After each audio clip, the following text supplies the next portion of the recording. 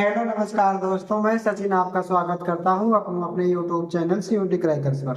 तो दोस्तों, जैसा कि हमने पिछले वीडियो में सीयूटी बीएड लैंग्वेज का सिलेबस डिस्कस किया था, इसी कड़ी में हम हिंदी के सिलेबस के अनुसार आज वर्ण विचार पर चर्चा करेंगे। दोस्तों, वर्ण विचार पर चर्चा करने से पहले हम ये जान लेते हैं कि हिंदी एक भाषा है और भाषा की सबसे छोटी इकाई जो होती है वो ध्वनि होती है। अब हम ध्वनि किसे कहते हैं?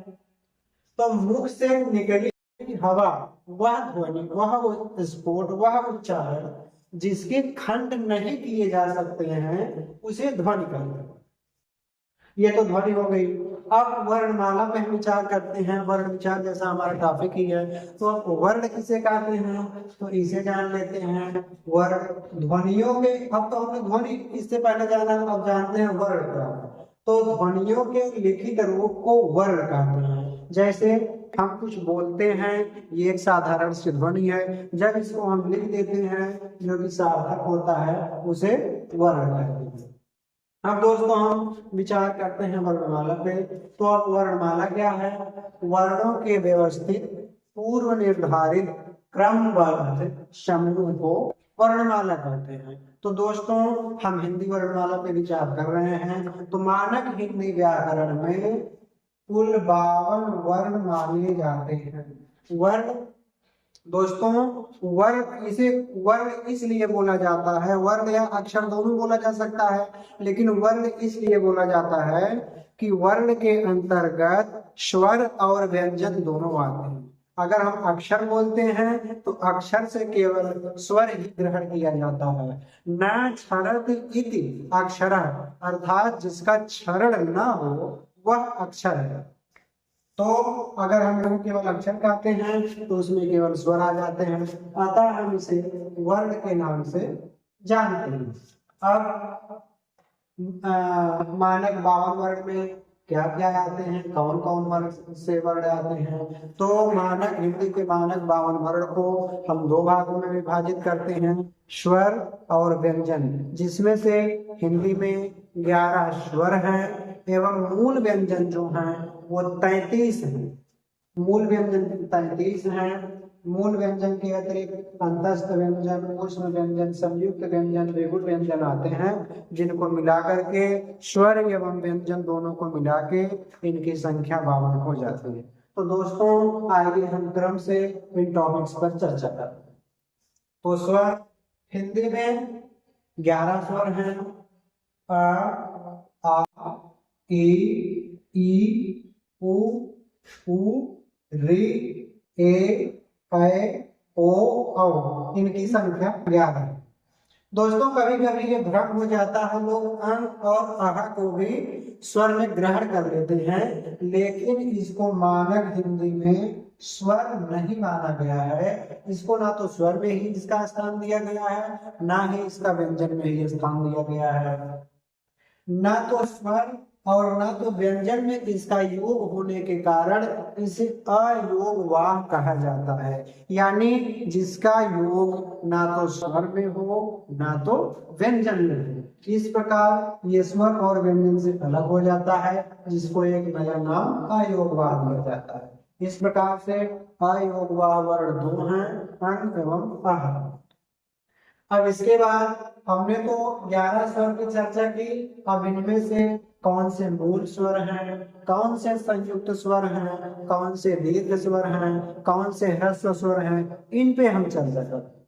तो दोस्तों, मूल स्वर जब हम देखते हैं तो मूल स्वर में छोटा आ, छोटी ई, उ एवं ऋ आते हैं। ये मूल स्वर हैं, इन्हें ह्रस्व स्वर भी कहते हैं। ह्रस्व मीन्स छोटा कहते हैं, छोटा होता है। तो जैसे हम छोटा आ, छोटी ई, छोटा ऋ कहते हैं, तो इनको ह्रस्व स्वर के अंतर्गत रखा जाता है।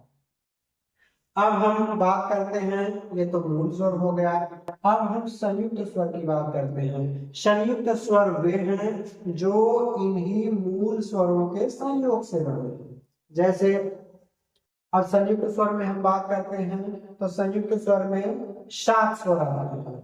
बड़ा आ, बड़ी ई, उ, ए, अब दोस्तों इसे मूल स्वर क्यों कहते हैं? मूल स्वर इसलिए कहते हैं कि ये इन्हीं मूल दीर्घ स्वर इसे कहते हैं। मूल दीर्घ स्वर इसलिए कहते हैं क्योंकि ये मूल ह्रस्व स्वरों से मिलकर के ही बना होता है, इसलिए इसे मूल दीर्घ स्वर कहते हैं। अब ये संयुक्त स्वर जो है, संयुक्त दीर्घ स्वर जो है, ये इन दोनों के संयोग से बनता है, इसलिए इसे संयुक्त दीर्घ स्वर कहा जाता है। इस प्रकार मूल स्वरों की संख्या 4 हुई एवं संयुक्त स्वरों की संख्या 7 हुई। कुल मिलाकर स्वरों की संख्या हो गई 11, जो कि मानक हिंदी व्याकरण में 11 स्वर माने जाते हैं। दोस्तों ये तो हो गई स्वर की बात। अब हम व्यंजन पे चर्चा करते हैं। अब व्यंजन वर्ण क्या है?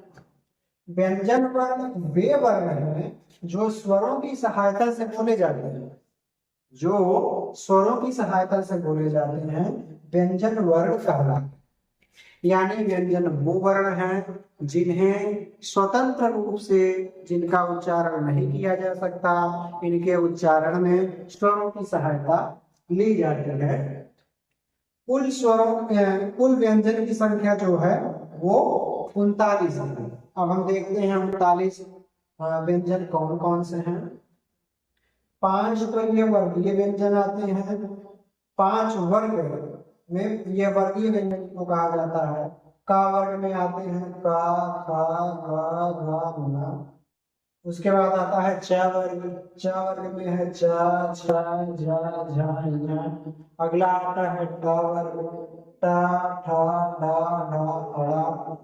अगला ता वर्ग में ता, था, दा, धा, ना। अगला पा वर्ग, पा, फा, बा, भा, मा। दोस्तों आगे हम देखते हैं अगला व्यंजन का क्रम आता है अंतस्थ व्यंजन। अंतस्थ व्यंजन के अंतर्गत 4 वर्ण आते हैं, या, रा, ला एवं वा। अगले व्यंजन की कड़ी में आता है ऊष्म व्यंजन, इनकी भी संख्या 4 है। तालव्य सा, मूर्ध सा, दंत सा एवं हा।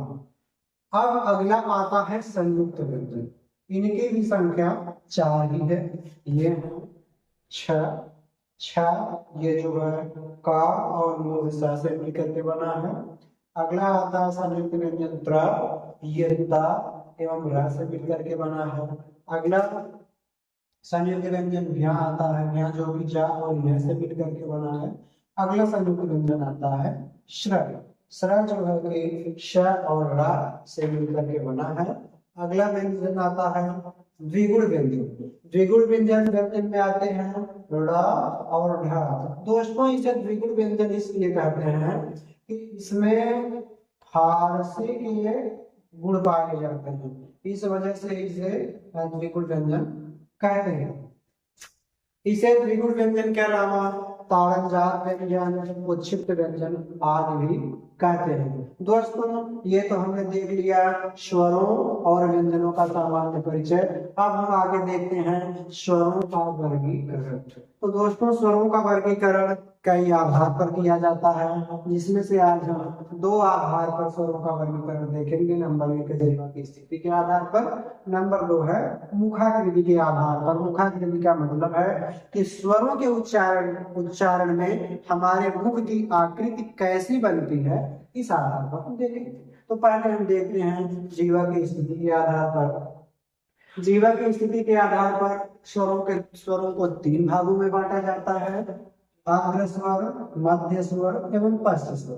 तो दोस्तों अग्र स्वर उन्हें कहा जाता है जिनके उच्चारण में, जिन स्वरों के उच्चारण में जिह्वा की अग्र भाग का सहारा लिया जाता है। जीभ के एकदम आगे के भाग से जिन स्वरों का उच्चारण होता है उन्हें अग्र स्वर कहते हैं। ये अग्र स्वर 4 है, ई, ए।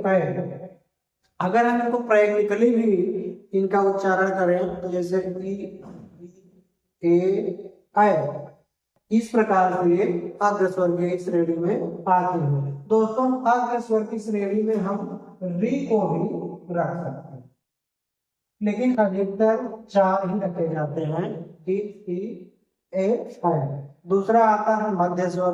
मध्य स्वर वे हैं जो जिह्वा के बीच की स्थिति से बोले जाते हैं। इनमें अ आता है, छोटा अ आता है, ह्रस्व अ आता है।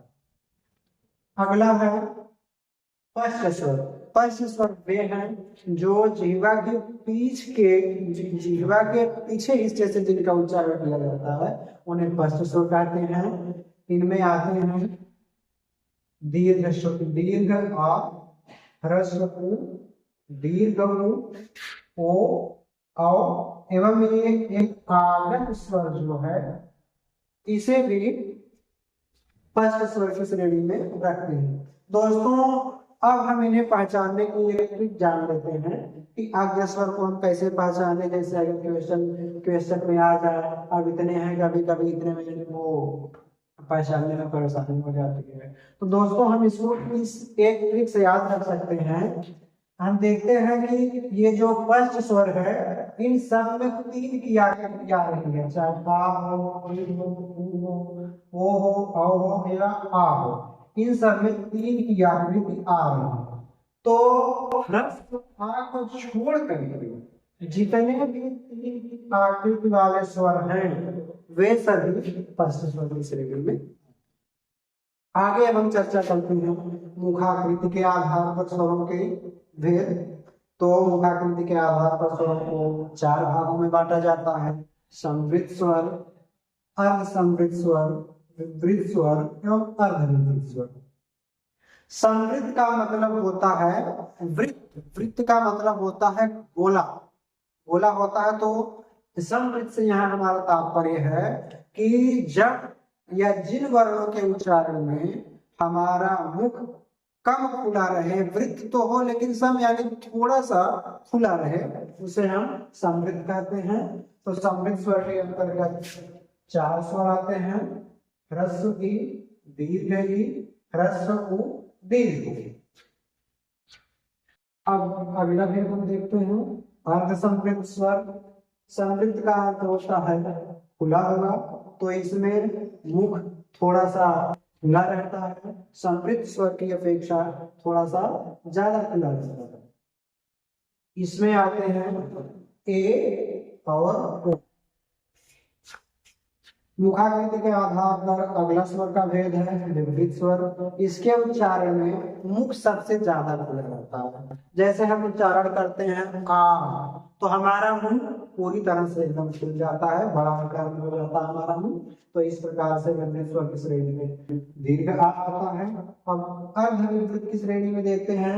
विवृत का मतलब होता है खुला हुआ, अर्धविवृत का मतलब होता है आधा, यानी जिन वर्णों के उच्चारण में हमारा मुंह आधा खुला हो, अर्थात विवृत से कम और अर्धसमवृत से थोड़ा सा ज्यादा मुंह खुला हो जिन वर्णों के उच्चारण में, उन्हें हम अर्धविवृत स्वर कहते हैं। इनमें आ, ऐ और औ आते हैं।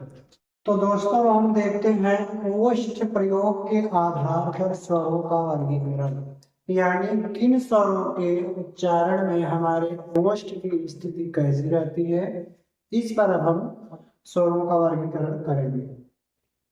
तो ओष्ठ प्रयोग के आधार पर स्वरों का 2 प्रकार से वर्गीकरण किया जाता है, वृत्तमुखी वर्गीकरण एवं अवृत्तमुखी वर्गीकरण।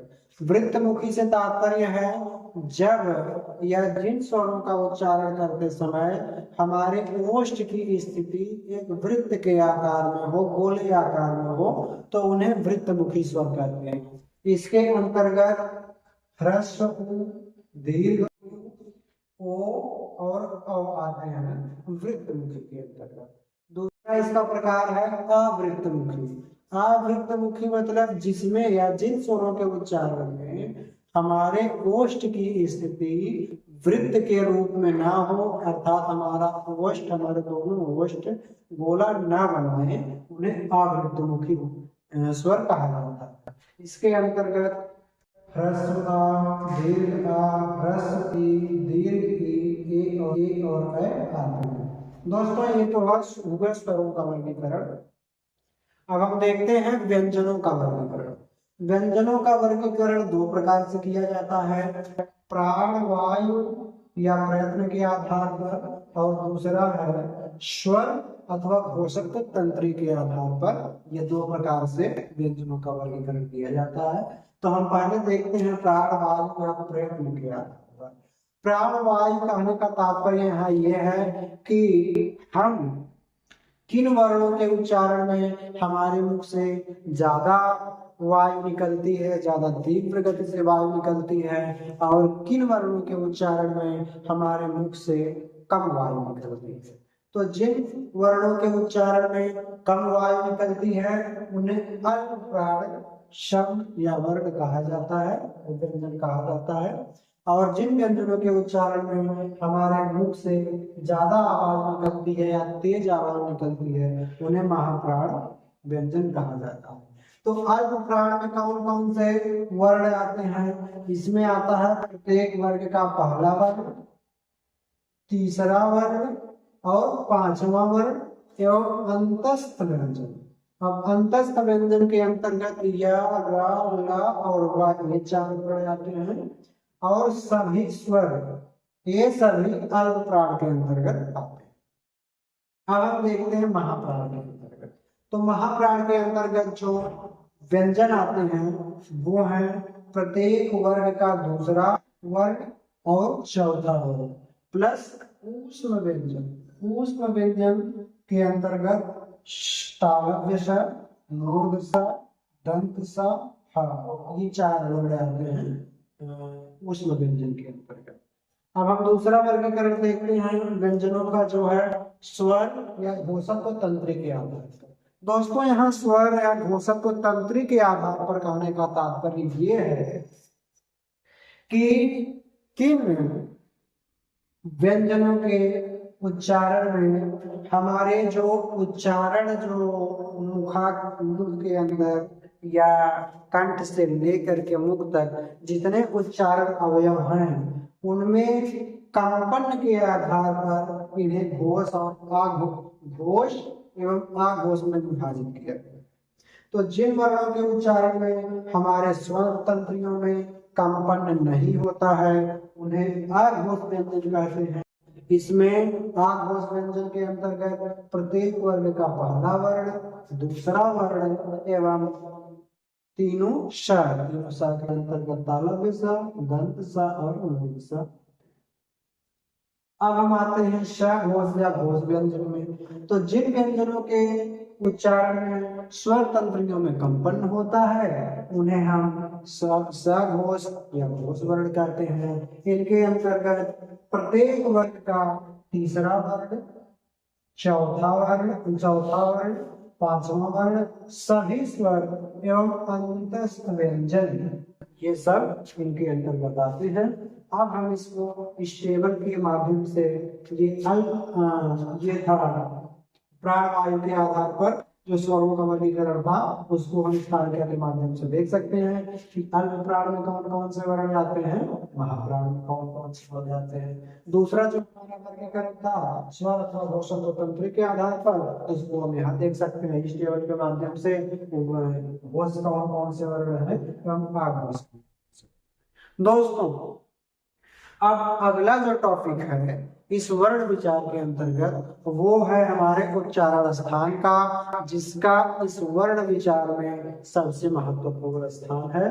तो इसको हमें बारीकी से देखने की जरूरत है। अब हम इस पर चर्चा करते हैं।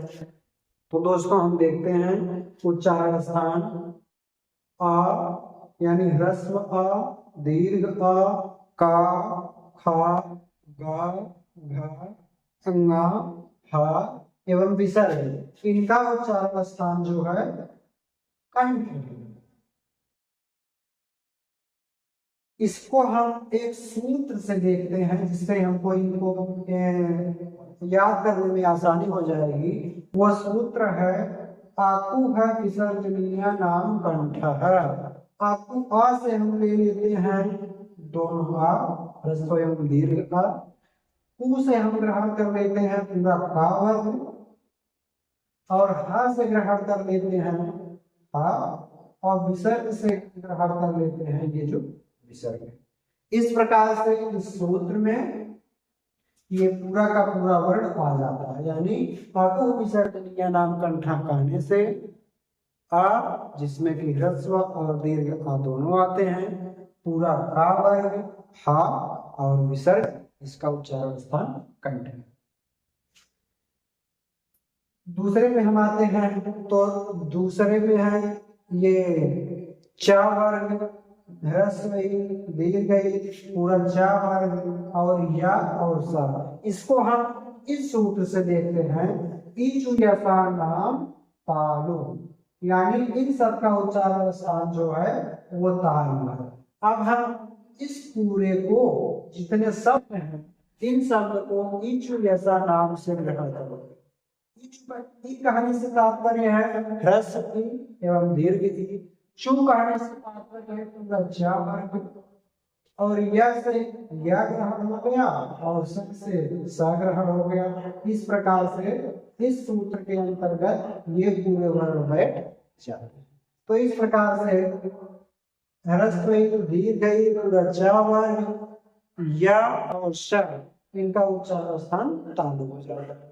अगले में हम आते हैं, अगला वर्ग आता है टा वर्ग। टा वर्ग के साथ साथ इसमें री, पूरा टा वर्ग रा और मूर्ध स, इसका उच्चारण स्थान होता है मूर्धा।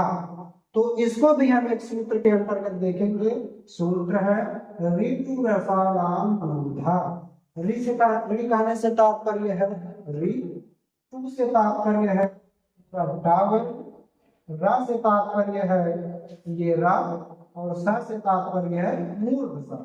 इस प्रकार ऋतु रसानाम मूर्धा कहने से हमारा ये पूरा का पूरा वर्ण इस सूत्र में गृहीत हो जाता है। तो इस प्रकार इनका उच्चारण स्थान मूर्धा हो जाता है। अगले वर्ग पे हम आते हैं जो कि पा वर्ग है। पा वर्ग के साथ साथ इसमें ला भी आता है, इसका उच्चारण स्थान दंत होता है। तो हम देखते हैं इसका सूत्र है मृत्यु लसा नाम दंतः। मृत्यु लसा नाम कहने से तात्पर्य है ला से हम ला को ग्रहण कर लेते हैं, तू से पूरा दा वर्ग और सा से ये सा ग्रहण कर लेते हैं। और ये नाम इसलिए लगाया जाता है क्योंकि ये दो या दो से अधिक वर्ण है, बहुवचन हो जाता है, इसलिए बाद में नाम लगा दिया जाता है बहुवचन का बोध कराने के लिए। तो इस प्रकार से ला ता वर्ग एवं सा का उच्चारण स्थान दंत हो गया। अगला जो वर्ग है या अगले जो वर्ण है वो कौन कौन से हैं? पूरा पा वर्ग है और उ। तो इन सबको हम एक सूत्र से देखेंगे, वो सूत्र है उपु पद्मानीय नाम ओष्ठम। ओष्ठम से कहने से तात्पर्य है हमारे जो दोनों ओठ है ऊपर और नीचे के, इन दोनों से इनका उच्चारण होता है। तो इसमें देखेंगे उ से दोनों गृहीत हो जाते हैं, ह्रस्व उ एवं दीर्घ उ से पूरा पावर गृहीत हो जाता है। इस प्रकार इन सब का उच्चारण स्थान पुष्ट हो जाता है। अगला हम देखेंगे ए और ए का उच्चारण स्थान कंठ एवं तालु होता है। ओ और औ का उच्चारण स्थान कंठ एवं ओष्ठ होता है। वा का उच्चारण स्थान दंत एवं ओष्ठ होता है। एक ये बचा है पंचम वर्ण, जिन्हें हम कहते हैं नासिक के वर्ण। सभी वर्गों के अंतिम वर्ण पांचवें वर्ण या मा अना एवं न, इनका उच्चारण स्थान मुख्यतः तो नासिका होती है, नाक होती है इनका उच्चारण स्थान। लेकिन इनके साथ साथ जो हमने अभी बताया अकु विसर्जनीय नाम कंठा, तो जो ये का वर्ग में आ रहा था इसमें अंगा भी आ रहा था, चा वर्ग में न्या भी आ रहा था और टा वर्ग में ड़ा आ रहा था, इसी प्रकार से ता वर्ग में ना आ रहा था। तो नासिका के साथ साथ इनके जो वर्गीय उच्चारण स्थान है उनसे भी इनका उच्चारण होता है। तो दोस्तों आज का टॉपिक यही था, यहीं तक था। और कुछ क्वेश्चंस प्रीवियस ईयर्स में हमने प्रीवियस ईयर एनालिसिस किए, तो वो क्वेश्चन यहीं से बनते हैं। तो दोस्तों अब हम देखते हैं वर्णमाला से संबंधित previous year question, previous year language BEd में पूछे गए प्रश्न। एक प्रश्न था, ये 5 जून 2023 के पेपर में था, लैंग्वेज वाले में अभिकथन दिया गया था, व्यंजन वे वर्ण हैं जिनका उच्चारण स्वरों की सहायता से होता है। ये तो अभिकथन हो गया। कारण दिया था, स्वर वर्ण स्वतंत्र होते हैं और व्यंजन वर्ण स्वर पर आश्रित होते हैं। 4 विकल्प दिए गए थे, ए सही है, आर सही है, आर ए की सही है। दूसरा विकल्प है ए सही है, आर सही है, आर ए की सही व्याख्या नहीं है।